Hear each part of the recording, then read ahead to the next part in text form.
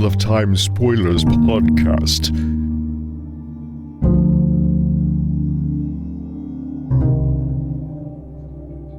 Chapter 11, Ideas of Importance, and our symbol is the Sea Folk symbol. One of them, anyway. It's the gulls. This is the Sea Folk gulls. So it's two gulls that are making like a square with their wings. It's not the waves or I think there's a star one that's associated with them, like an anchor, but this is the gulls. And the outline is a very MC Escher, repeating tile type situation. I think all the Sea Folk ones have that. Well, no, the anchor one doesn't. But yeah, the waves and the birds are both like, they're just pretty geometry, and then you realize that there's actually a motif that's repeating. Yeah. There's a lot of really cool symbolism around the Sea Folk. It's a shame they're not made up of cooler people.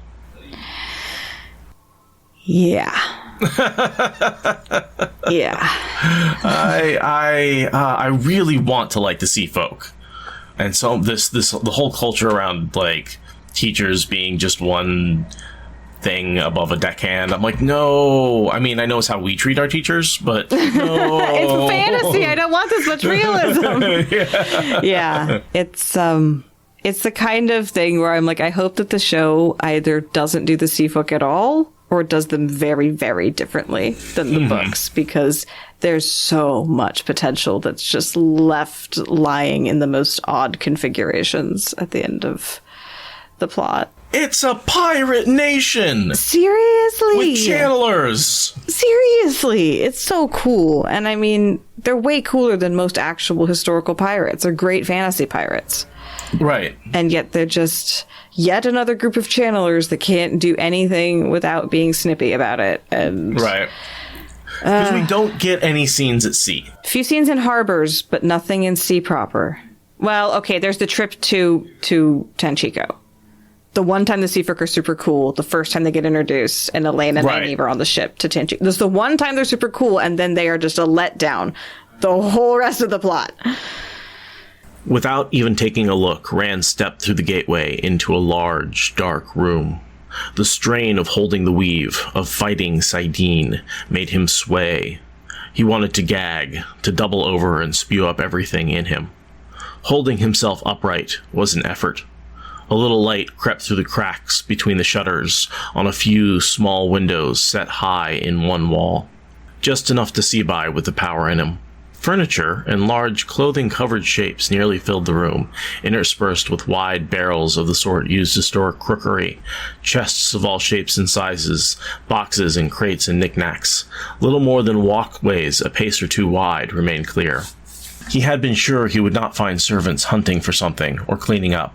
The highest floor of the royal palace had several such storerooms, looking like the attics of huge farmhouses and just about forgotten. Besides, he was Taviran, after all. A good thing no one had been there when the gateway opened.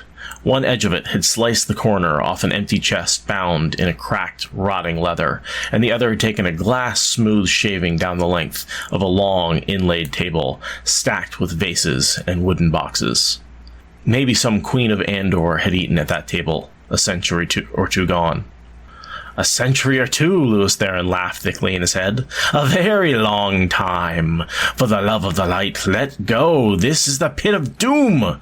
The voice dwindled as the man fled into the recesses of Rand's mind. Yeah, the Lewis Theron madness is so good. I really enjoy reading that. That's fun.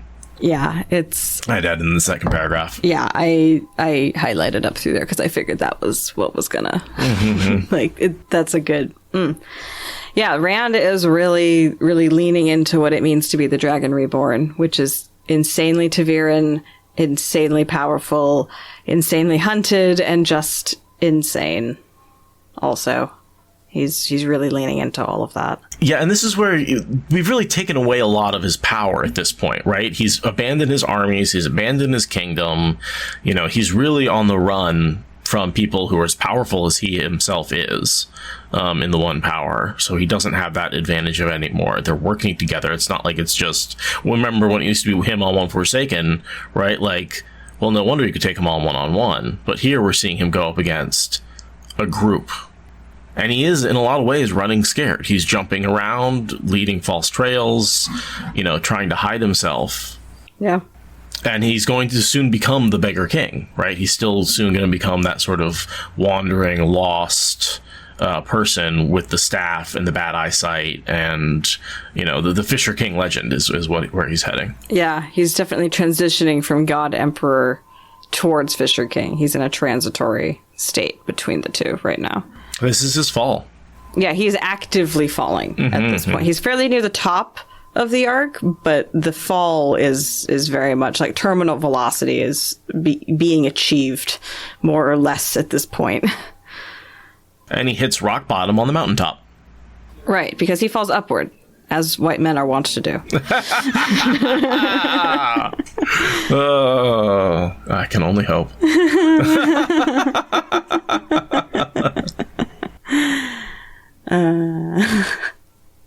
I mean that with love. I couldn't help it. You're not wrong. Gosh, no, I've had so many chances in my life. There's no doubt about it. And I just keep getting more, like it's not a bad thing for me. No, not for you. Yeah, no. But still, you haven't yet failed up to God status. No, I haven't quite gotten that high, nor have I fallen that quickly. No, because as the saying goes, the higher they go, the higher they walk, the farther they fall. Right. It's a Metallica version of that saying, but I love that fucking song. Anyone who knows that song, you're a cool person. Damn it. The higher the walk, the farther you fall. Love that song. Got so obsessed with it in 8th grade. Okay, so they arrive in a dusty room because all storerooms are dusty in Robert Jordan's world. I mean, have you ever been in storerooms? They get dusty really fast. It's amazing how dust comes out of the air in rooms that people don't go in. Like, I get it in rooms where people are. I don't get it in rooms where people are not. Rude. The air is not allowed to do that. Unfair. I think it's because it's generally a place with really still air, so anything in the air settles out. And so, yeah, and nothing's to stir it back up. It's not again. actually unfair. Yeah. It's physics. But physics are unfair. Everything happens for a reason. And that reason is usually physics. We just don't know why physics happens. We're still trying to figure that one out.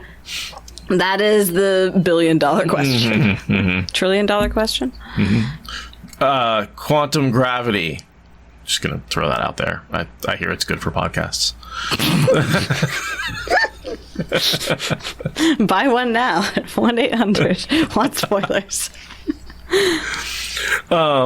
So he's been sneaking around. He's been seeding his location all these places, but here he's actually hiding, right? He actually doesn't want to be spotted because he doesn't want people to know he's going in for Nyneave, a powerful female channeler. Right. He's trying to go in and make contact and get out without leaving even a trace for people to find after he's left. He wants no one to ever be able to figure out he was here. And you can tell how serious he is because he's actually bringing men with him, right? So many of the trails he's led, he's like, okay, I'm going to talk to Dobrain over here. You deal with your books. He's actually using men as part of the subterfuge. What do you think about the equalizing of Nynaeve's power? Giving other people who are her equals or even greater in power. And giving us a couple examples in this chapter. Not to mention one or two others we know about. I mean, on the one hand, Nynaeve's character growth arc demands that happen. I think that she needs to be forced to bend her neck to people, not just because they're more strong, more powerful than her, but because there are hierarchies and chains of authority that she has agreed to, right? That's a big part of being Aes Sedai, is being able to submit yourself to a chain of authority. On the other hand, the transition really grates on me. The way that it's done and the way that Nynaeve becomes very petty and the way that she doesn't embrace it as a growth moment, the way that she resists it and whines about it and is very childish and petty is very grating to me. So it's like the impetus I understand, but the execution isn't my favorite. The other thing to talk about with women and their transitions is Min's whole outfit and attitude. Oh, go for it, because I blew right by that, actually. Okay, so we've got a big, long description of her outfit, which is definitely hot, fashion trend-setting Min. This is Lady Taviran, who all the other women want to imitate Min. She's in blue-heeled boots and tight pants and all this stuff. And Rand literally thinks that he wishes had been willing to stay in a dress. And it's a big, long dress and dressing discourse paragraph. The colors are really interesting. She's dressed almost entirely in blue, with a bit of yellow embroidery and a golden pin in the shape of a rose. She's like gone into this very like meshing of almost like a warder's kind of outfit with like an Aes Sedai's kind of color-coded elegance with this Andorran symbol really big and prominent. Like she's really chameleoning while also still being herself, obviously. But the color choices are very intriguing. But you know what it feels like to me is Robert Jordan dressing her up like a modern American woman. Yeah. And one of the reasons I think this is because when I read Warrior of the Altai, there is a character who gets teleported in from modern Earth into a barbarian society. You know, that's not much for spoilers. That's sort of the central character, right? Sure. But the way she's dressed is very much described the same way that Min is dressed. And she is supposed to be from modern society. And so I really do think that this is his sort of stand-in for that sort of main character girl pulled out of our modern society and thrust into this world. She's not a princess. She's just a normal girl from a normal town, and she wears clothing that you or I would wear. Yeah. No, I definitely think that's what he's going with her. And her confidence is also very modern. I'm going to wear what I want and you can't expect me to change. Even though she does change because, of course, people are complicated and feminism in the 90s was very hypocritical and contradictory in so many ways. So that's reflected in Min. But yeah, no, I totally agree with that's a lot of what's going on here. And a lot of why Rand wants her to have been in a dress is because she looks so outlandish, right? She's got this very modern aesthetic and it's very difficult to hide when you are, you know, a Connecticut Yankee in King Arthur's court or whatever. You're not a princess or a farmer. What the hell? Or, you know, or some merchant in like a big fluffy dress. Like, what the hell are you? Totally. So it's a fun moment, as much as I don't like a lot of how RJ treats Min's clothing arc. I actually like this section just because it is her absolutely strutting her stuff, and Rand is annoyed about it entirely for spycraft reasons. It has nothing to do with the sex appeal parts. And so then you get to see the fashion more in isolation from its like gendered reality and more of just this is striking. Fundamentally, she is striking just on a basic fashion level. And I, cannot recommend highly enough, if you want to have like insights about Robert Jordan's writing and where he was going with Wheel of Time, read Warrior of the Altai, right? It is sort of his draft 0.0 that didn't get used really in the Wheel of Time, but there's so much in there to me that made me go, oh yeah, that's where he got it. That's where the Wheel of Time pulled it from, right? Like the number of times I said that when reading The Warrior of the Altai made it worth the read. Nice. Interesting. And of course, all of this discussion of clothing has to bring up Luce Theron doing the earlobe thumbing thing. Right. And I think it's interesting because he just fled into disappearance. And then he's right back. And then, then immediately, it's almost like they merge together a little bit. When Luce Theron has gone away, it's almost like that temper is back in Rand. That he's more emotional outward. He's actually horny. He's actually angry. He's actually he hasn't isolated himself from his emotions. He and LTT are more sort of enmeshed. Yeah, I would agree with that. Which is probably healthier? I don't know. He's so broken at this point. He's got this whole regretting he's too weak to send her away from safety thing. I don't think he's in a good place. I think he's in a major self-flagellation cycle. Oh yeah, and then here's a really interesting paragraph from Min. I abandoned my horse for you. I curled my hair for you. I gave up my life for you. I will not give up my coat and breeches. That is, I think, a lot of what bothers a lot of people about Min's arc, is that she gives up her life for Rand. Right. I mean, Min says it. That is the way Min is approaching her own arc with Rand, is that she is giving up her life. And so the accusation that she becomes an attaché to Rand rather than a character in her own arc is not without factual basis in canon. Like, that is a fair critique, but some of us just choose to be on Not a Lamp by force of will, and we just headcanon around that.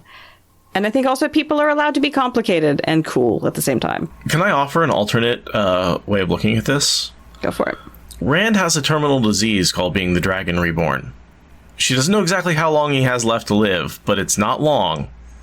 And things seem to be getting worse very quickly. And so, yeah, maybe she does want to live her own life, but she realizes, hey, you know, like a lot of people who are caring for someone who is terminally ill, they put their life on hold to take care of the other person for a little while.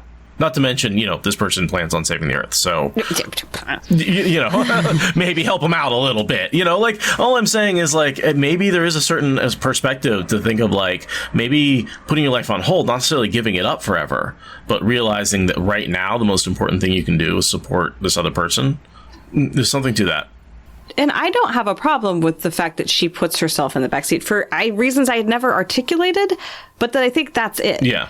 I never had put it in those terms, but yeah, it's like, so what if she's choosing to give her life over to the mission of keeping him sane and going? Like, that is her choice to do that, right? Even if she is bitching about it. Like, I mean, we all bitch about the stuff in the short term because of the long-term decisions we made. I mean, how much did I bitch about the college that I was absolutely choosing to stay in, right? Like, so... I mean, who among us has never said a bad word about our significant others? Oh my God, relationships are so much work. They're so hard, yeah. Being in relationship with people, being in community, being in a job. I mean, how many times have I bitched about this podcast? Right, you know, right. like anything worth doing is going to involve some bitching along the way. How many times have you bitched about this podcast? Wait a minute. So it's just like, this is where the frustration with Min's arc, I think, is really rooted in the text. But also, you know, I think that she's, making a very valid choice to be a support person to Rand, and that's not the worst thing in the world. But I also do appreciate that she is indignantly insisting that she will dress how she fucking pleases and she can do spycraft very well, thank you. I mean, he doesn't even know about the Elmendreda arc, right? He's discounting her ability to do spycraft based on lacking of knowing how well Elmendreda worked out, which, in fairness, Elmendreda didn't work out that great, but Min thinks that it did. So, yeah, it was kind of a... Yeah. I think Min probably overrates her spycraft abilities based on that experience. It's a pretty shitty disguise. It got the fucking Amerlin deposed, okay? Like... that was gonna happen anyway. It was the trigger. Yeah. So, you know how I can tell we're fans of Robert Jordan? We just probably talked for 20 minutes about a paragraph about a dress. Technically, it was coat and breeches.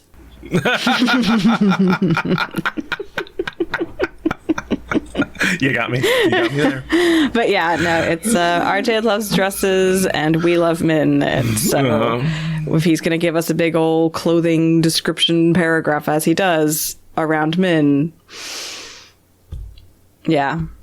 I mean, descriptions of clothing is a big part of the series. So because he tells a story through it. It's not that he's just describing frilly clothing. He's saying something about the character with those descriptions. Yeah. So anyhow, moving on, Rand is disguised as an incredibly gross-looking person so that he can pass as unremarkable when he is in fact remarkably ugly. He totally overshoots the mark, in my opinion. Right. Yeah, he goes from like someone past plain, which is what like the gray men know to show up as, to someone who's just like absolutely memorable because of how hideous he is. Yeah, it's a little silly, but this is the whole thing where they are trying to not arouse Elaine's attention because Elaine's attention means that we get a triple bonding and a sex scene. Right. So to speak. I mean, an RJ sex scene, but we get a triple bonding and an RJ fade to black sexual encounter. Mm-hmm. And, you know, I like that we get Rand's internal reasoning here about the women, where he's like, Elaine and Avienda had reason to hate him, not love him, and Elaine at least had made herself clear. Like, he really is saying, like, hey, I mean, I really loved Elaine, but the last contact I had, she sent me 2 very conflicting letters, and the second one basically said, fuck off, right? Like, you're a bastard. Yeah. So I don't think she likes me anymore. She broke up with me via text, right? Yeah, exactly. He fully thinks that that's over. Yeah. And Avienda says, this will never happen again, right? Like, don't ever touch me again. And by the way, I'm going to fuck off and be a wise one, right? So, he really doesn't think he's in a relationship with either the two of them when he's with Min. Yeah, he's not in... The quadrangle has not happened yet at all. He is in a series of relationships. Right. And he's afraid that something will happen if he lets them all corner him. But he has no real articulation of what that is because he doesn't really think that would happen because women are not that strange and they can't really all love me. And I mean, who wants to confront their ex with their current girlfriend next to them? Nobody. Yeah. Nobody. He's like, I'm going to sneak in. I don't want to see my ex. Right? Like, I think we've all done that, right? I'm assuming so. Wait. Yeah. Those of us with exes, you married person. Yeah. Well, I mean, technically I have exes, but they were dumb high school decisions and it doesn't count. Nah, it really doesn't. But it's interesting because Min is saying, you need to see them. I need to get you in a room with them. And Rand is denying it because something's going to happen, maybe, kind of. But he has no articulation of what that is. Right. And he just can't believe that they would all love him. And yeah, spoilers, Rand, they do. And they'll be convincing you shortly. But not in this chapter. That's next chapter. And all Rand wants now is to find Nyneave and Mat. And he will definitely find the former, but most definitely not find the latter. Because he is super out of the loop when it comes to what's happening with the other main characters. I mean, when you've been under a wall for a book. Because we still haven't seen him since the wall fell on him, right? He has not been back yet. Correct. In this book. So we are still waiting for Mat's grand limping re-entrance. Which, again, just strengthens the wacky theory that Tom is just Mat in the future with the bad hip. It's just the wheel turns, That's valid. I also noticed this interesting comment here. The royal palace did not run as heavily to servants as the Sun Palace or the Stone of Tyr. Little casual, better than you, Ing. Well, yeah, we're more equitable of a society. We don't need servants as much. We're proud, self-reliant people that just need some servants instead of all the servants, you tyrant, ridiculous people. It's so just subtle digging at the nationalism in that line. It's amazing. That's not how I read it at all. But I believe you. Yeah, no, I didn't catch that at all, but I can see it. And there's still hundreds of servants in a palace this size. Right. It's fine if you have servants for a palace. It's just don't have as many as those other guys that you fought wars with for hundreds of years because that's barbaric. It's so silly. Do you think Rand has any Andorran sort of loyalty and nationalism? On Elaine's behalf.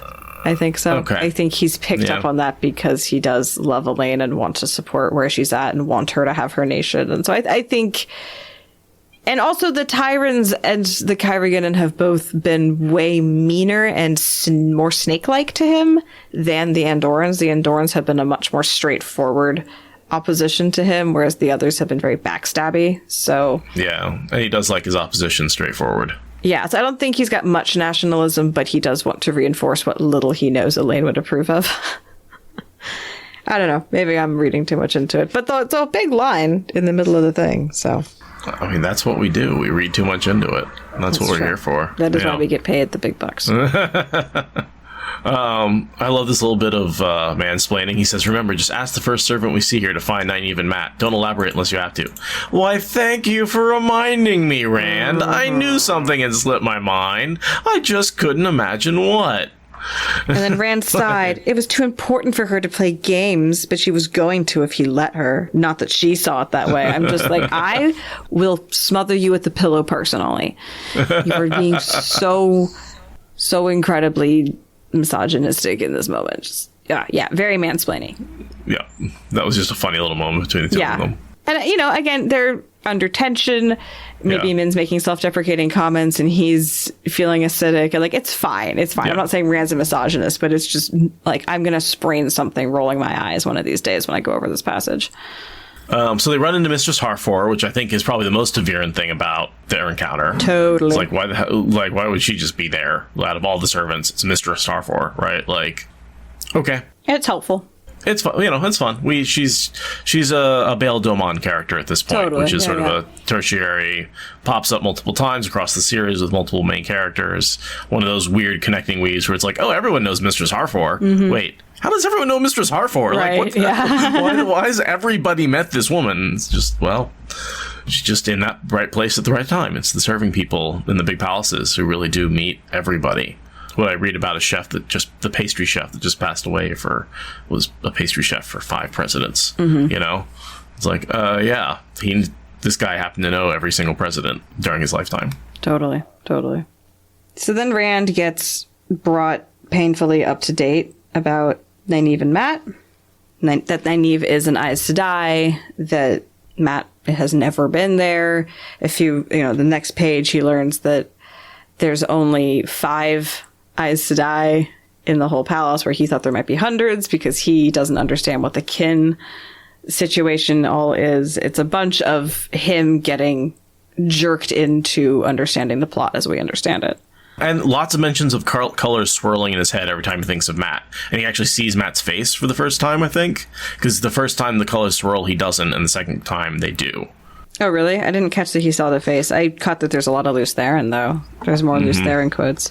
Your plans fail because you want to live. Accept that you are dead. Accept it and stop tormenting me, madman.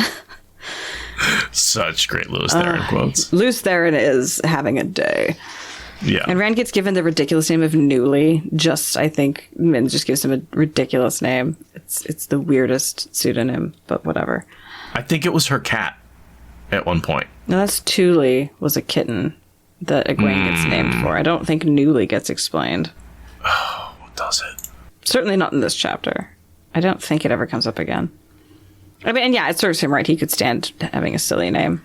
Oh, the link for Newly just goes to Rand's page. And then Rand attempts to get Mistress Harfor to hurry up and lead him faster. And he tries to Dragon Reborn her, and it doesn't work because she's seeing him as a servant, and it's really funny. He tries to walk next to her, and she looks at him like, how fucking dare you?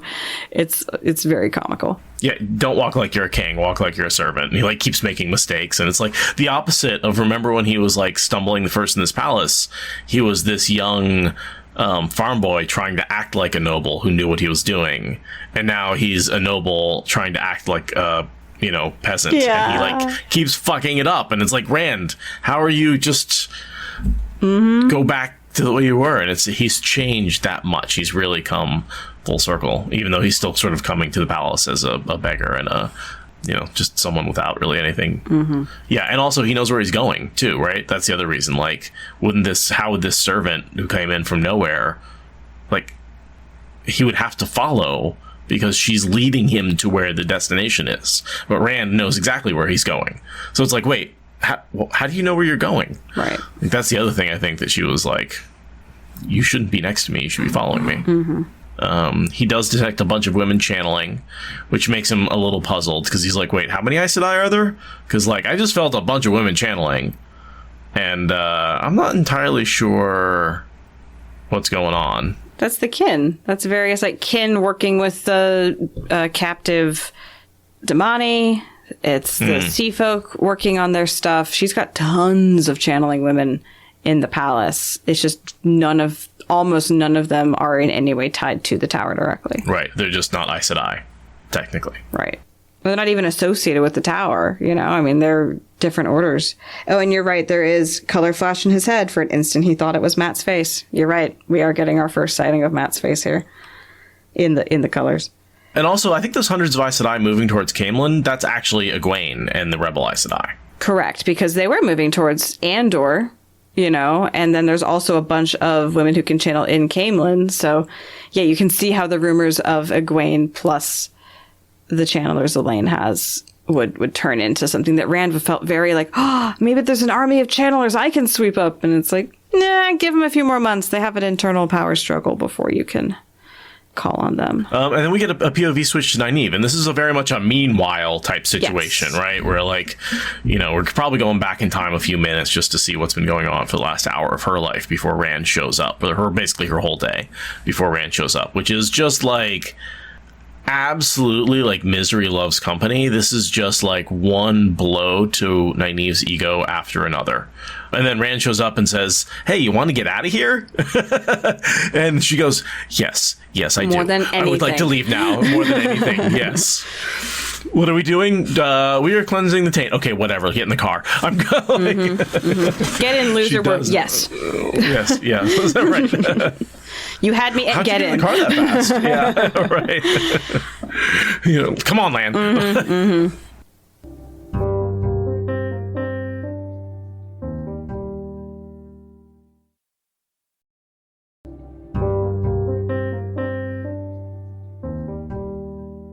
Okay, so we join her channeling with the Sea Folk, and I have both an apology and an angry to get out here.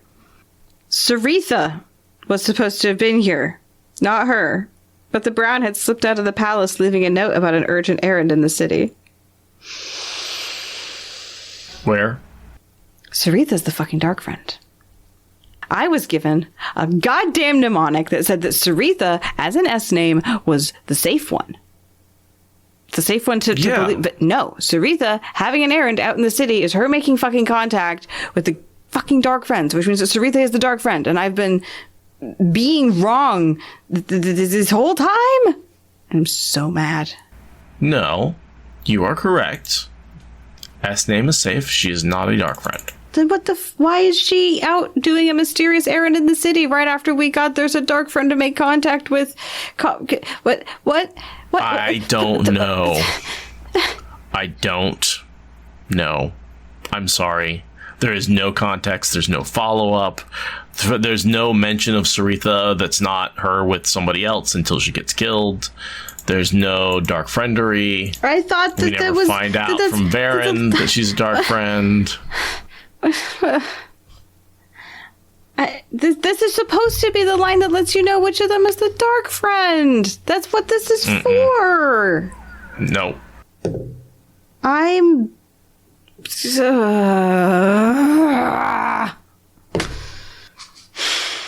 I think she's just trying to shirk her responsibilities. I think she's just playing hooky. I have an urgent errand to fetch cheese. I don't want to teach these sea folk. It's terrible. I'm going to make Nynaeve do it. I have always believed that this was the key, and this is part of maybe why I've never been able to remember which Aes Sedai was, is because I was literally remembering incorrect information and it wouldn't click. All right, well, for the other 3 people out there that were making that mistake, you're welcome. I've now done it in public, so you don't have to. The only possibility is that she is one of Codswain's group of Aes Sedai that are loyal to her, and she's sneaking out to the Silver Swan to maybe contact them. No, I always figured that was, you get there's someone on the inside, but it's going to take a while to make contact, and then Saritha vanishes on a mysterious errand. No, but Karine had refused 2 days in a row, which is why... where has she been for 2 days? She's the one who's been making contact. No, she said Carrion had refused to take 2 days in a row. Like, she was the one who took her shift yesterday, and she's refusing. She's like, no, I did it yesterday. I'm not doing it today. Got it. And so she is, I think this is some red herring shit. If this is the facts of the matter, I think this is RJ just doing a straight ahead red herring, and I fell for it for umpteen reads because I am that kind of observant. No, but there's if anyone has any idea as to why she went out on a urgent thing, if that was anything other than an excuse to get out of teaching, which sucks, which would be enough of an explanation, but there could be other reasons or people she met. All right, well, I guess I'm not mad about that now. I mean, I'm mad, but I'm mad at myself instead. But I am glad that I haven't been misleading people with my trumpeting of that mnemonic. That does please me. But I can see why you would think that based on that description of like, oh, got her, and it's like, no, that's the part in the story where they arrest the person and then while they're in jail, another murder happens and you're like, fuck, well, I guess that was the wrong person. Right. Yeah. All right. Also, like, Karine is exposed later as the Dark Right, Friend. but Right, I need the mnemonic to remember that, and I thought that it was flawed. All right, returning to what's nifty about this section is this is one of the most technical descriptions of channeling that we get in the series. I love this sequence for it's highly mechanical, blow by blow. Here is how a channeling battle works. You see them in broad in the book so often, and this is just granular to a level that Brandon Sanderson was probably pretty impressed by, you know? And I just love it. Yeah, that's a good point. Yeah.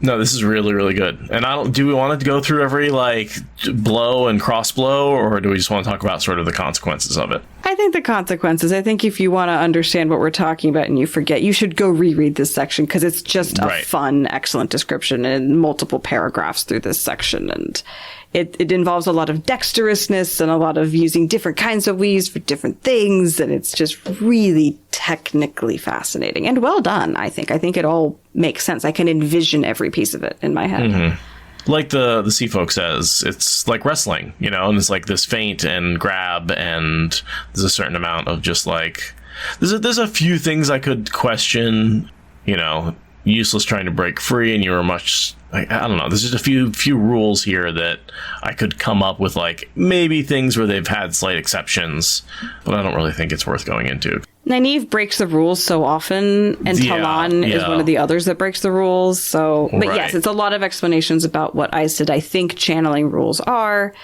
and how that has or hasn't worked out for Nyneave.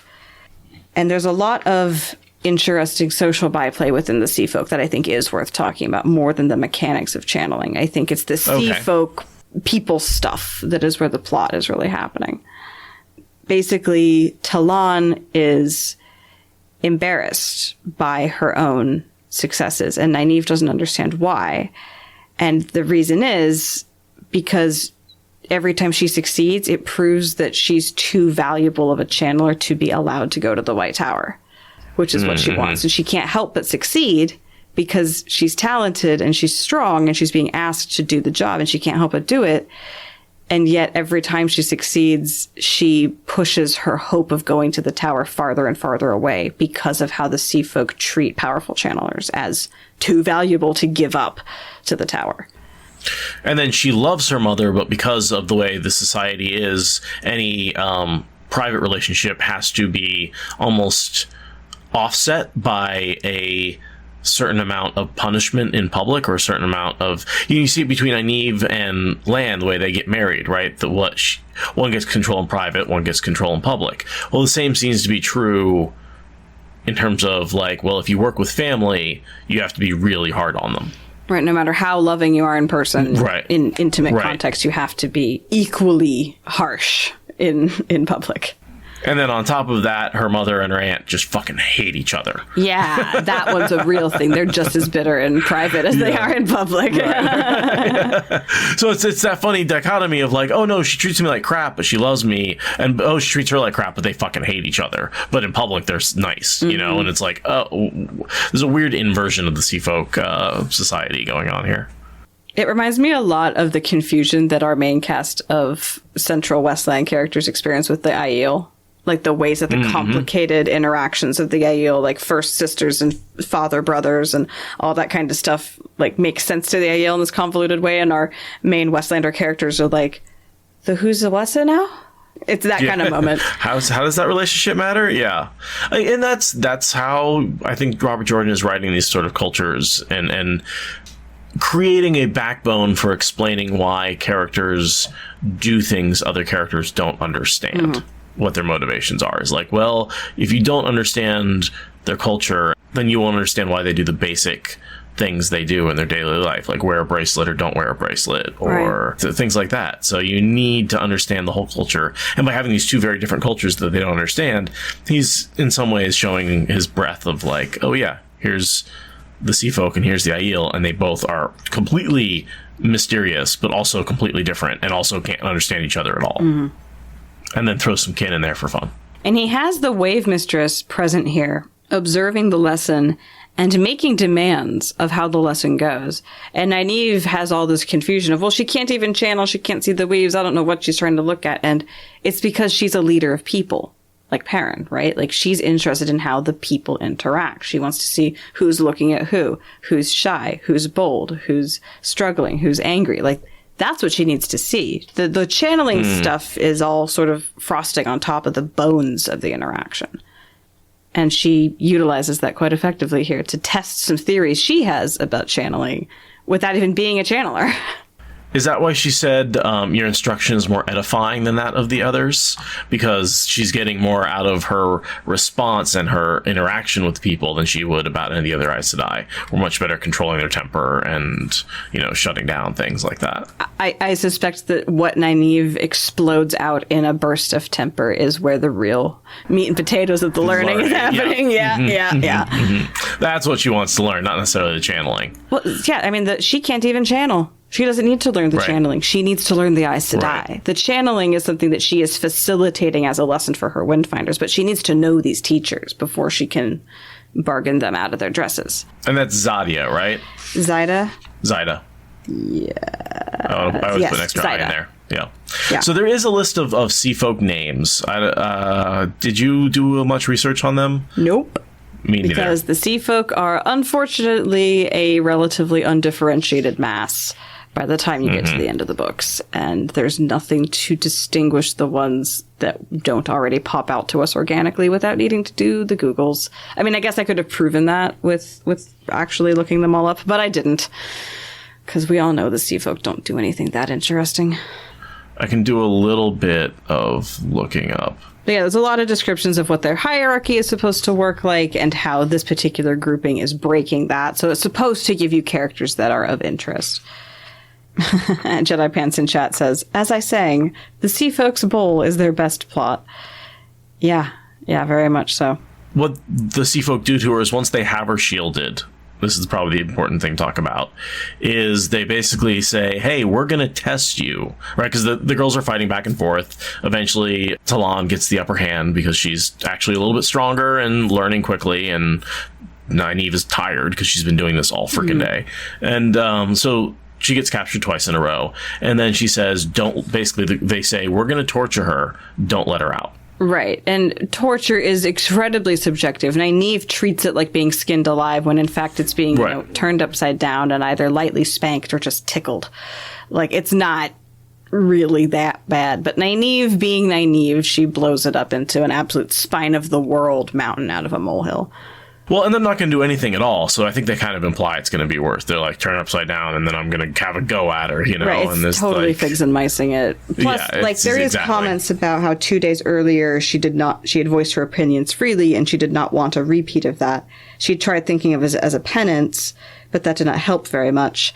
And she also mentions later that she doesn't think Lan believed her about having a fall down the stairs, which suggests that she has been physically abused by these women to the point of bruising. Right.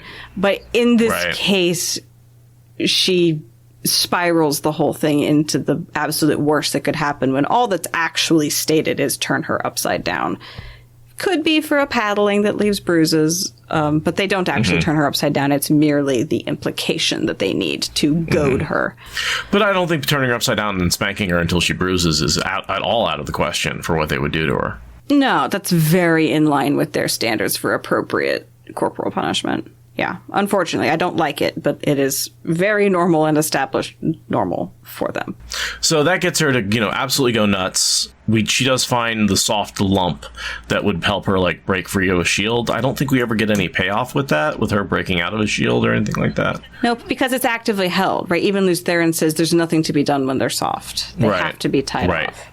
So it is interesting she discovers that. No real payoff that I can think of. It would have been cool if she'd broken out of some shield, during the last battle, something like that. Being like, oh yeah, it's hard now. That's different. Crack. That would have been awesome. She could have been way more utilized in the last battle if she'd gone around stilling people who had the temerity to try to shield her. That would have been awesome. That would have been awesome. And there's this whole other subtext thing in here about the 3 oaths, where the Windfinders say, we're testing you to see if you can lie in your lessons, and we're going to test some of your assertions. And Nyneave has this whole internal thought process about how maybe Egwene's right about the oath rod, because they wouldn't be threatening to turn her upside down to test this assertion if they knew she had taken the 3 oaths. But because they know she hasn't, and because they just generally don't trust Eyes to die. And so she's having this whole panic, maybe Egwene's right thread in the back of her head underneath all of the other, mechanics of getting out of a shield, which I don't think is the best place to be making long-term rational decisions about the ethics of an entire society of magic people. I think maybe somewhere slightly calmer is the better place to make those decisions. Hey, some people think best on the toilet. Some people think best when being tortured, right? Like, Nyneave is, a little different, that's all. Lord. We don't choose where we do our thinking. That's all I'm saying. Hashtag shower thoughts becomes hashtag being abused by the sea folk thoughts. Hashtag torture thoughts. That's terrible. But I'm sure that there are some kinksters out there who are like feeling seen with that comment. So.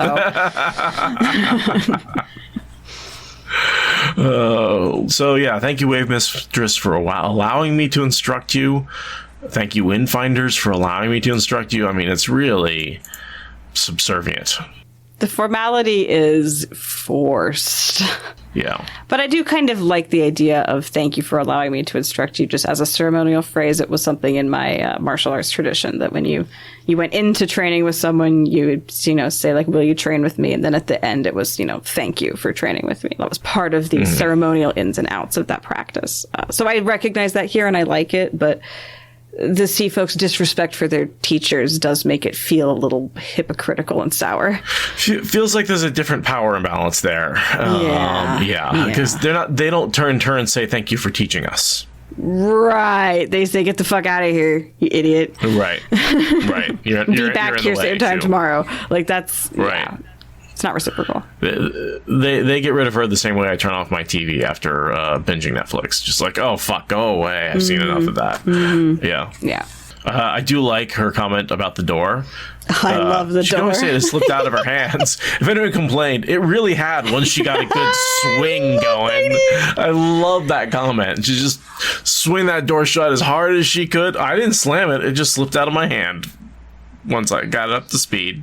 I love how she walks out in dignity and she starts to close the door in dignity. And by the end, she has wound herself up into a just eardrum shattering crash. I adore her balance of dignity and temper. And she runs into Olivia. This is the first time Olivia is out and about after having made her decision to want to leave the Adom. That only happened a few days ago. We get a catch up here that it's just a few days ago she had been a simpering mess, and now she is calm, collected, cool, confident, cucumber-like, cumulus. Dangerous. Other C words.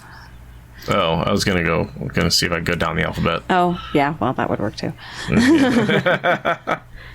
No, she is dangerous. She's a weapon, and she makes a point of saying, the Ashaman are weapons. I'm a better one. They've been doing it for a year. I've been doing it for 400. Right? Like, you should learn from me. I know a few tricks that would surprise these Ashaman. Like, she doesn't know about a lot of things, but she knows how to kill with power. Yeah. She is a specialized tool. She is a one category of tricks pony. Because also think about it, being 400 years old, she has been involved in almost all the conquest of the continent. Like a third of her nation's history she's been alive for. Right.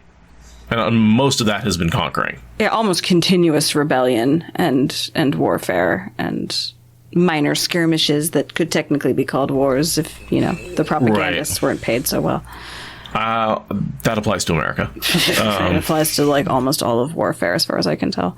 Vietnam wasn't a war. It was, Mm-hmm.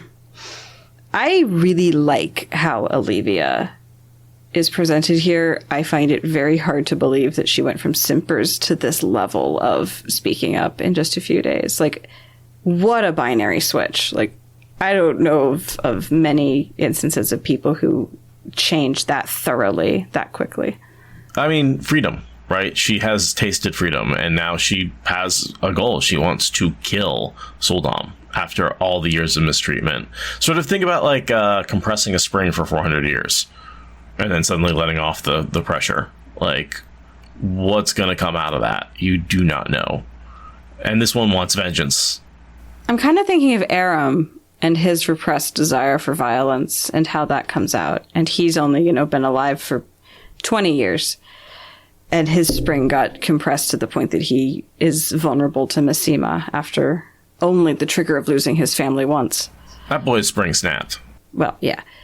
But I think that there's maybe a way to relate that to Olivia, that, like, yeah, her desire for vengeance has been 400 years suppressed. So her spring has snapped and reforged and snapped and reforged multiple times. Mm-hmm. And yeah, everyone does have different breaking points. That's true. But I wish we got more characters like Olivia, and I wish we got more time with her, because she is a fascinating character, and her confidence is as remarkable as Min's, in terms of our female cast of characters. The way she just cuts her own path and marches to her own drummer is very akin to Min, and I wish we got more of her. Yeah, I kind of think of it. Imagine you were carrying a really big gun your whole life, but you just thought the person on your back controlled where it shot, and all of a sudden you realize you control where it shoots. Like that, like boosts confidence to be like, oh, that weapon was mine this whole time. Mm-hmm.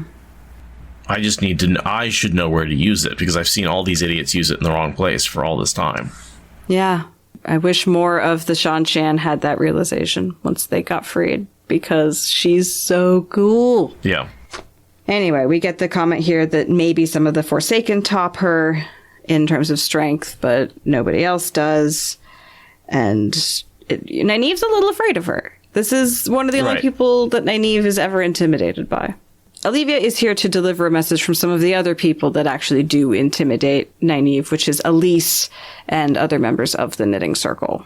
And she is assiduously avoiding them and the invitation that Olivia has run her down with to dinner, where she will have to sit and listen to the Knitting Circle tell her that she really shouldn't have done what she did, and how could you be so silly, in far more words. And it does sound rather miserable, especially given that ship has sailed, that concrete has set, and all you're doing is punitively frustrating Nynaeve. So I can see why she's not eager to do it. Every meeting at every business ever. And then Talon comes up behind her with the whole, like, I want to run away and join the circus pitch, right? Like, I want to be a novice. Her dream is to become a novice, not an Aes Sedai, a novice. It's the weirdest, most muted runaway to the circus goal ever. I want to go be a roustabout. Like, right, I want to go scoop poop. Yeah. Okay.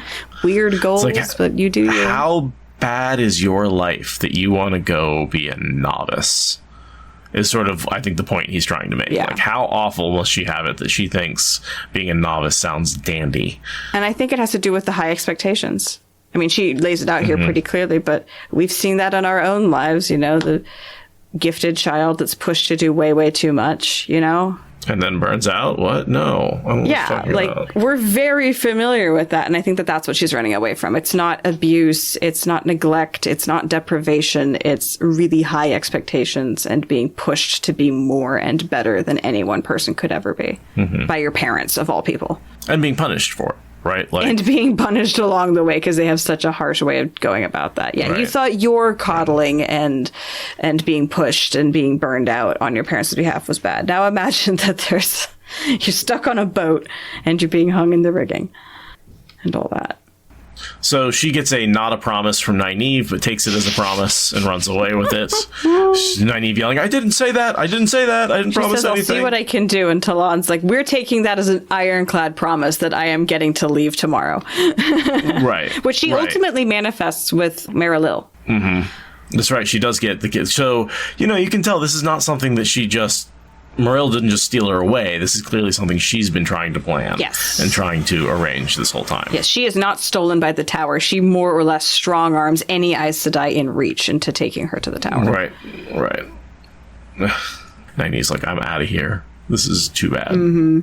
And then Lan shows up, and we get some very interesting commentary about their relationship, which is cute and cringe all at once. Mm-hmm. Lan sneaks up saying, you look miserable. And Nyneave says, I'm so miserable. Please do kinky things to me. And Lan's like, that's a good joke. And Nyneave says, I wasn't joking. And that Nyneave has this thought, that was all she seemed fit to do lately. Find another way to be humiliated.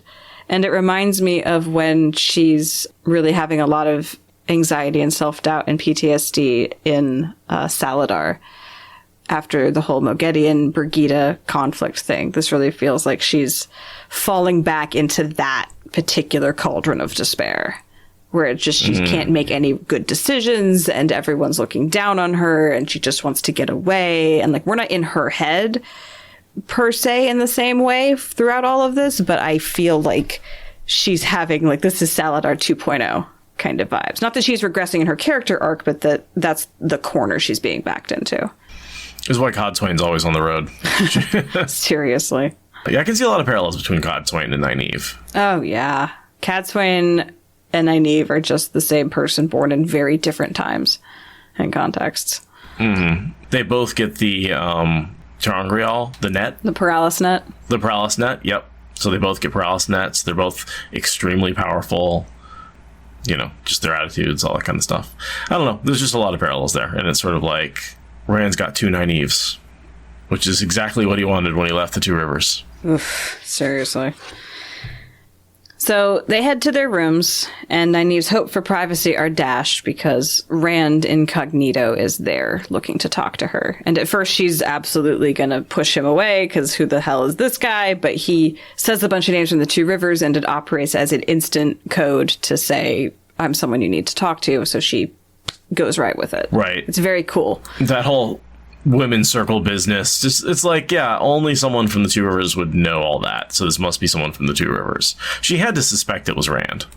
I'm sure she was like, this has to be someone from the Two Rivers. Who the hell from the Two Rivers is here? And I don't recognize this face from the Two Rivers. And I'm sure if she'd had a few more seconds to think about it, she probably would have started guessing with Rand's name and then worked downward from there. Right.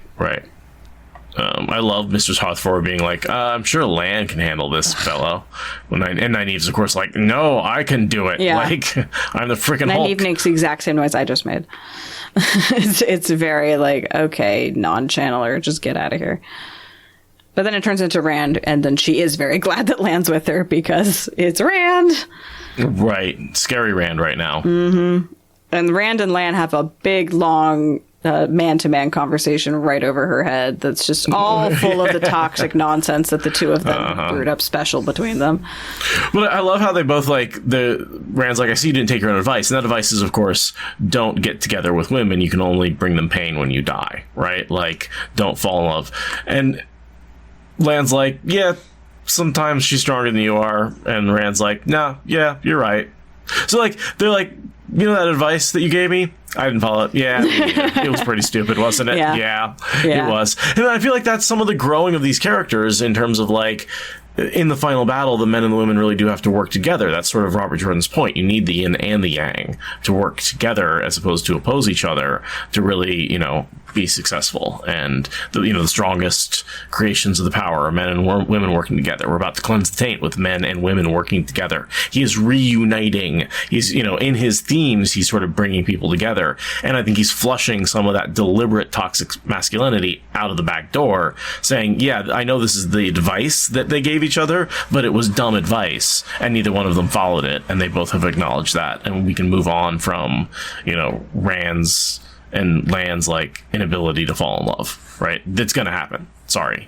Right. Even the bastions of this toxic ideal have seen the folly of their ways and fallen to the foibles of the human heart that allow for life to be worth living. Even these guys have figured it out to some extent. Yeah, no, I agree that RJ knew how bad and toxic it was, and we give him a lot of flack for putting it in there so heavily. But you do see the two bastions of that nonsense talking to each other about how it is nonsense. In a very coded, veiled way, but still, I credit where credit is due. RJ is tearing that stuff down and creating character growth. And yes, maybe we should be thanking Harriet as well, as chat is pointing out. I mean, yes and no, because this series is about men and women who were, in the Age of Legends and in the power of the battle, whatever the war power, thank you. They weren't working together, and that's what tore the world apart.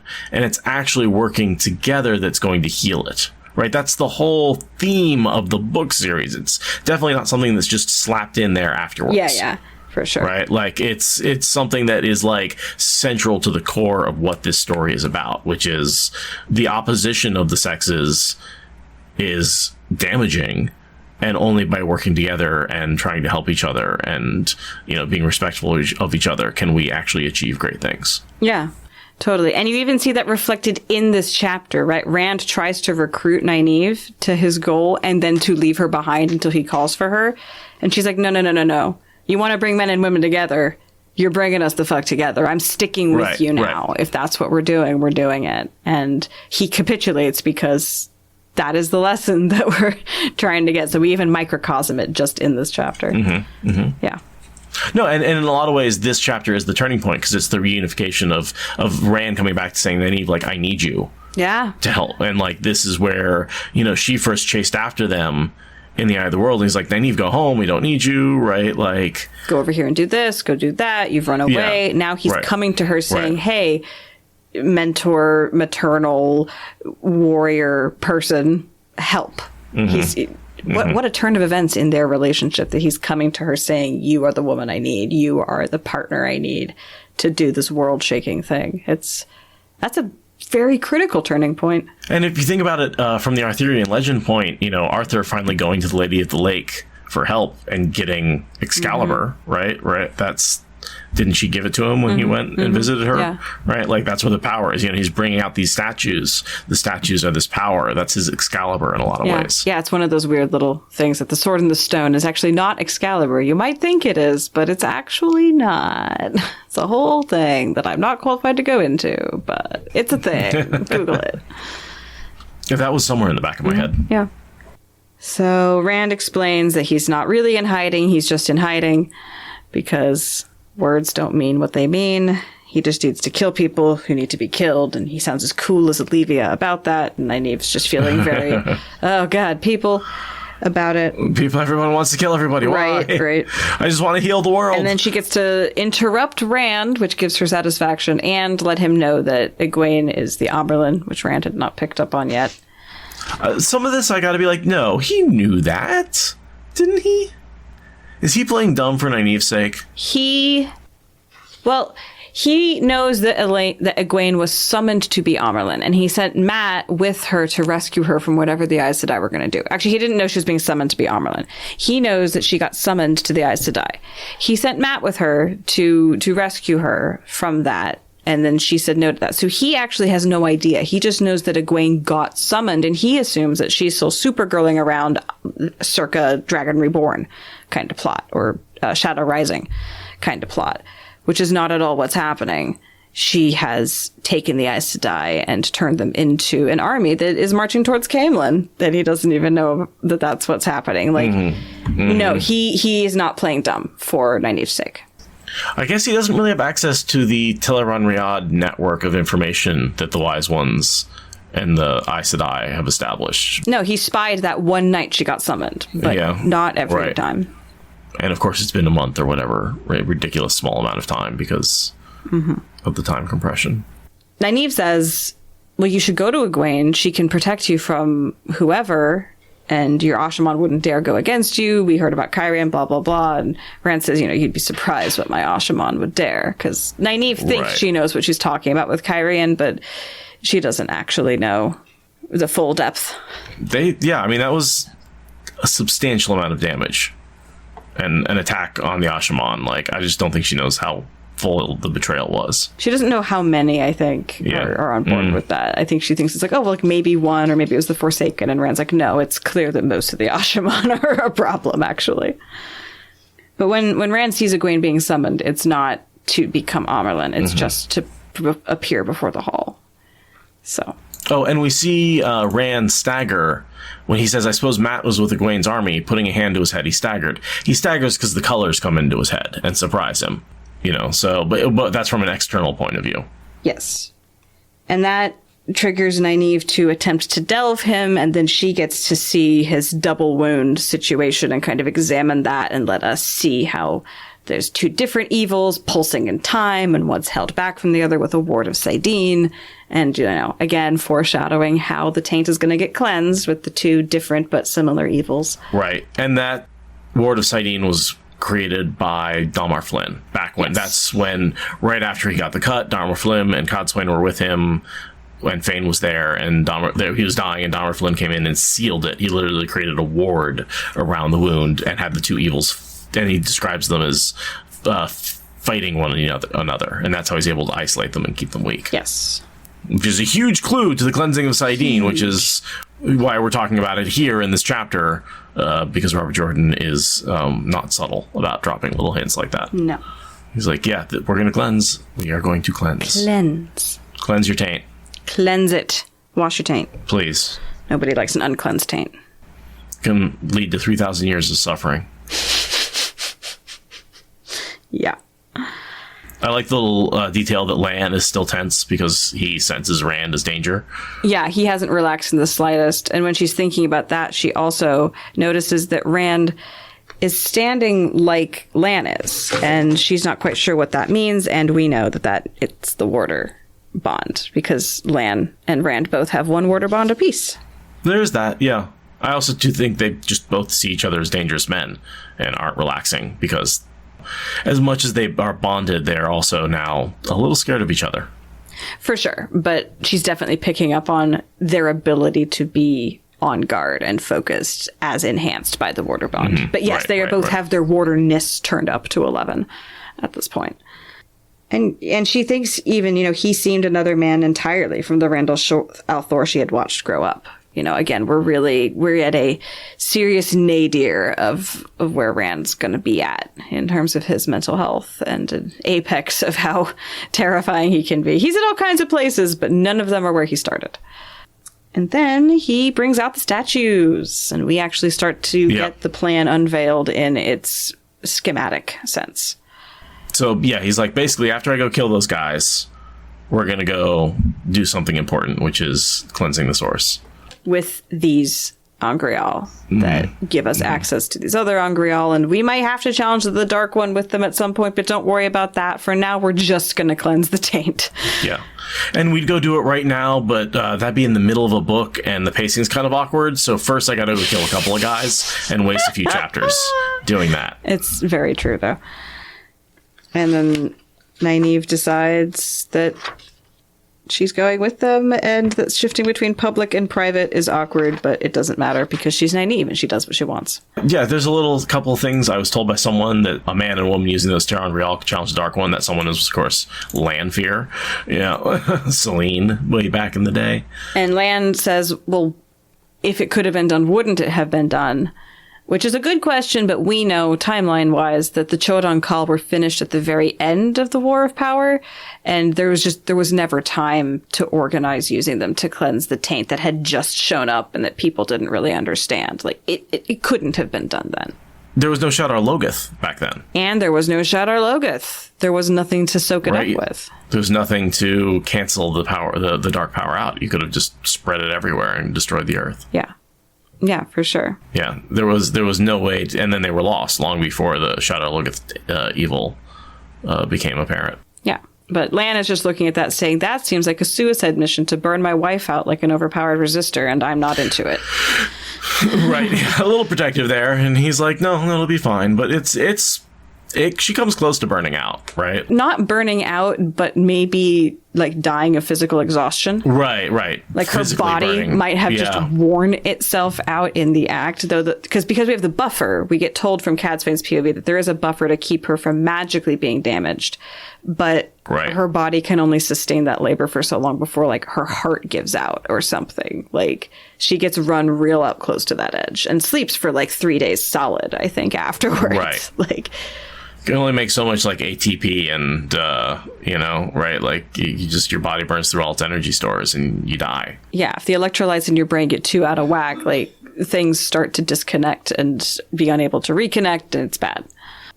I don't really like that she gets worn out from that while Rand manages not to, but also her statue melts and his doesn't. So I suppose, that makes sense. Oh, yeah. My understanding is she's channeling much more of the power and control. Like, 'cause she's controlling the funnel. Oh. That is, whereas all he's doing is he's basically pulling the cork he's priming a hose is the best way to say it. He needs to get a little bit of magic flowing, and then once it starts flowing, it's going to pull the rest of the magic after it. So he's pouring the thing and she's actually holding the funnel in place, and that actually makes the work harder for her.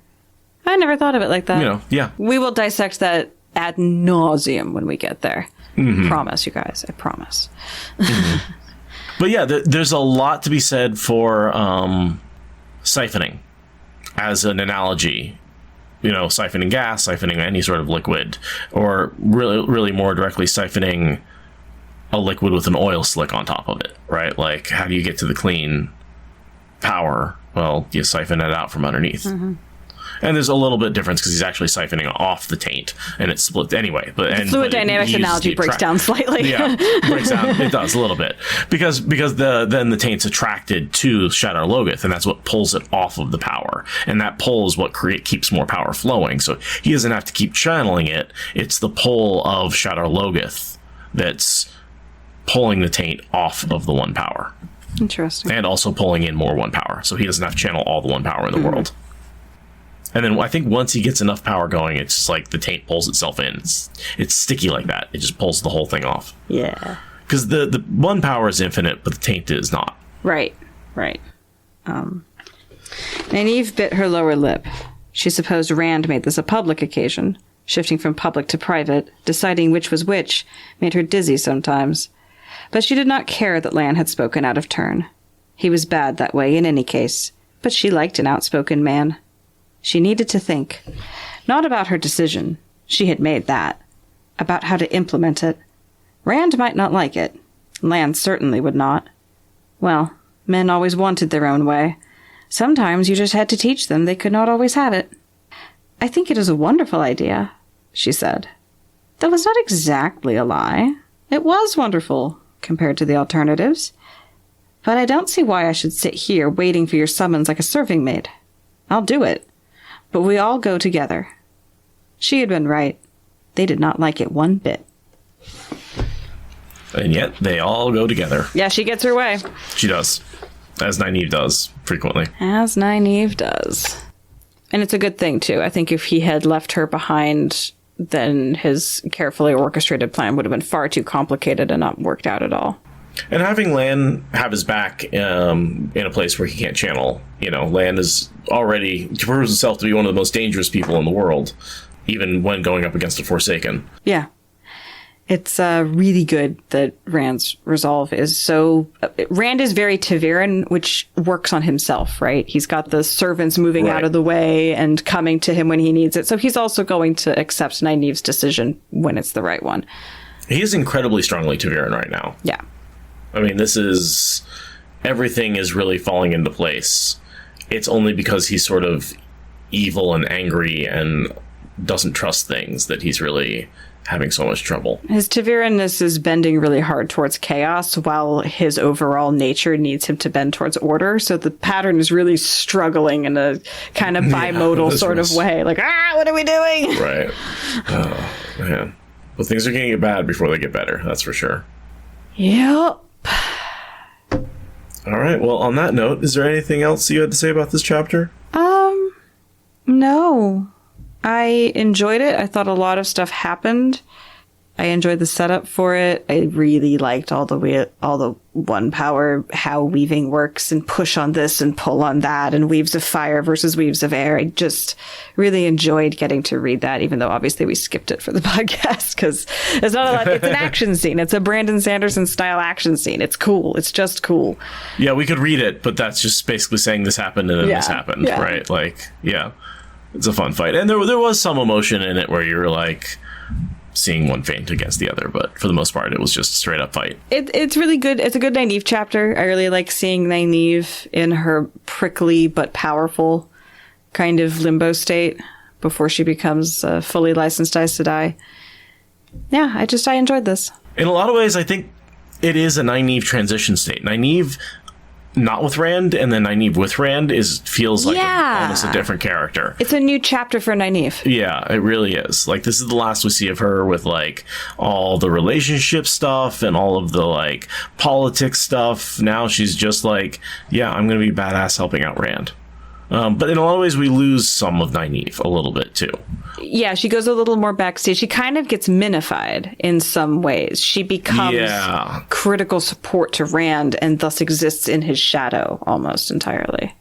And it's a little frustrating, but again, I love a strong, powerful character that is capable of taking a second or even third tier seat and being powerful without being in the limelight. I really admire those characters and like watching them work. And Nyneave does not ever stop kicking ass, no matter where she's at on the hierarchy of attention. Right.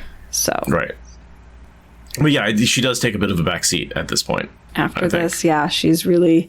But Rand needs a lot of people to keep him together. Like, multiple plot arcs are going to need to be focused on him, and who better than the woman who left home to rescue him from the Aes Sedai? I mean, if there was ever a character to throw herself into keeping Rand together, it was Nyneave. Right. More than any of his romantic interests, Nyneave was the one that role was meant for. No, and this is a good point. Like, it's not that hard for her to make a decision to go with him, because that was the whole point of leaving the Two Rivers, right? Like, not only is everything saying, I want to get away from everything going on in my life right now, but, like, this was my, she's back on the main quest path, right? Enough with the side quests, enough with the powering up. Like, I'm here to help Rand. Yeah, so even Elaine, for all that she's gone through with Elaine, for all that she loves Elaine's doing her thing now. And Elaine was never an Emmons Fielder. She's Andoran and she's been there for a lot, but she's cool. She's on her own arc. Helping Rand is, that's the original quest, and she's so ready to get back to her original quest. That's one of the things she harps on so often, is she had left the Two Rivers to protect these kids, and Rand is coming to her saying, please help me. Like, everything in her being says yes, instantly.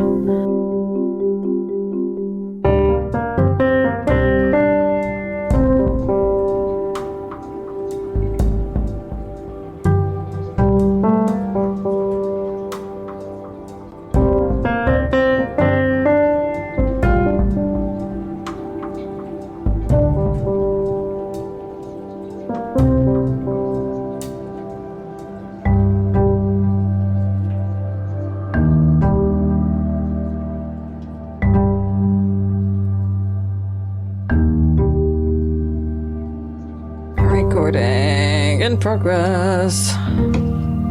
Recording? All right. So yeah, let's get the weekly roof update, which now is like the engaging saga of our lives right now. Everyone's keeping up with the status of my roof. So yeah, hi everyone. I still don't have a roof. You were supposed to hear a bunch of roof installation banging noises today, but for reasons, the metal is actually being delivered tomorrow and will be installed tomorrow. Actually, it's being delivered tonight, but it will be installed tomorrow. So you are all spared the sound of metal roofing being tacked into place overhead. You're welcome.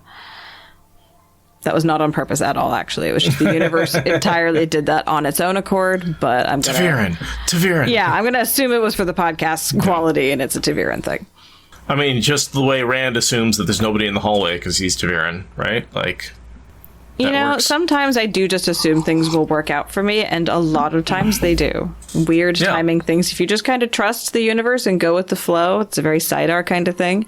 Just surrender to what's happening. Like if you get delayed in traffic, like maybe it's so you don't get in a car wreck, right? Like just let it be what it is. And oftentimes things work out with really convenient timing, and sometimes it's minor and sometimes it's quite major. So, why not believe in Taviran? It makes the world feel safer. And honestly, the world could use a little bit of a veneer of safety right now. I appreciate it. So I did get stuck in traffic going to an appointment today, which was looking at a new apartment. Because we're not necessarily going to move, but if something better comes up, we are willing to move. We're looking for something with outdoor for timber and a washer dryer in it, And we're willing to pay a little bit more than we're paying now, because I got like a full-time jobby job. And so Hey, man, we went to this place. It was advertised as like 750 square feet. It was 400 square feet if it was a foot. Like, wow. It had no drawers in the kitchen whatsoever. Oh, God. No closets except for the 2 closets in the bedrooms. Carpeted everywhere. Teeny tiny. The bedroom was 5'11" wide. No. Yeah. No. Like, I'm a short person, and that gives me claustrophobia. Like, no. Oh, God. This is a garage someone turned into a house and squeezed a lot in there and lied about how big the square footage was to get people in to look at it. That's just rude. And the lady showing it was just awfully rude and was like, wouldn't answer any questions. And so that was a really easy decision. so yes. Yeah. So I was like, okay, yeah, no, I'm glad I was, like you said, I'm glad I was late in traffic because that just sort of told me all I needed to know about the apartment. It was trying to keep me, Taviran was trying to keep me away from the apartment and make me miss that appointment.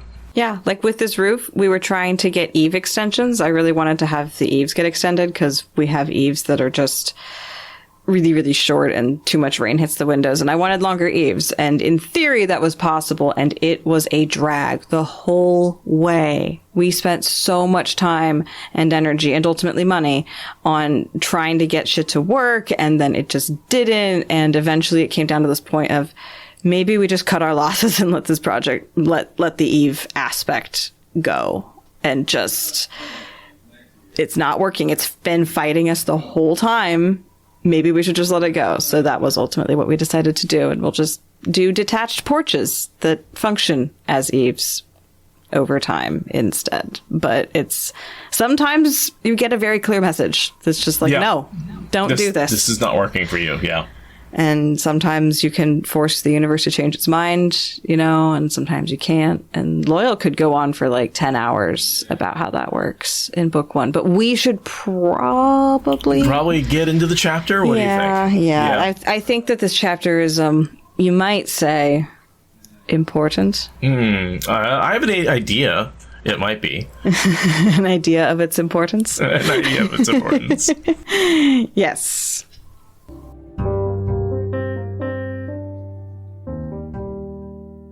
This is where I have to bring up Robin Hobb and the Mad Ship series. I mean, you want to talk about great ship adventures that could have been happening off the coasts. That's what I'm talking about. Isn't Robin Hobb a person, the name that I've been hearing a lot lately because she's like a really good, prolific writer? Is the name that like I've been hearing for like 2 years now. Like everyone in my freaking friend group, someone is being like, "Oh my God, Robin Hobb!" She's like a romance writer? No. I can see where you would think that, but it is just hardcore fantasy. Like, it's just like, I haven't read anything. I know that there's this recommendation bouncing around in my head, and I'm trying to remember what it is. Yeah. The Fitz and the Fool is sort of the anchor relationship of it, and that's not really romantic at all. And sure, there are romances that occur, and some of her series look like they could be romances, but I mean, there's dragon life cycles, there's magic, there's talking ships, there's animated stone. A lot of her magic is memory based, which is really cool as a mechanic, that memories are of the thing that gives you life and you can transfer those around. On top of that, also there's a wit magic, which is sort of more the memories based, and then you got the one that's a little more animal based. I could go on, right? Like, okay, it's good. And the characters, she loves beating up on her characters. If you love Rand at his most abused, like, you will love the characters she writes. That's sort of really where she takes all of her characters to really deep, dark places, and things don't get better. They only get different, you know? But yeah, character growth is awesome. Plot is awesome. I think her later books are harder to read. I think just like any author, there's a certain amount of slowing down, not really knowing where to go, extending the series, that sort of thing that happens. But her first 3 trilogies, I think, are amazing, and the rest of her stuff isn't half bad. Cool. So, we were going to talk about chapter today. Yep. And it's your read-in, because it's Rand. Thank you for listening to the Wheel of Time Spoilers podcast. Rate us in the Apple Podcast app or support us on Patreon. Is that good enough?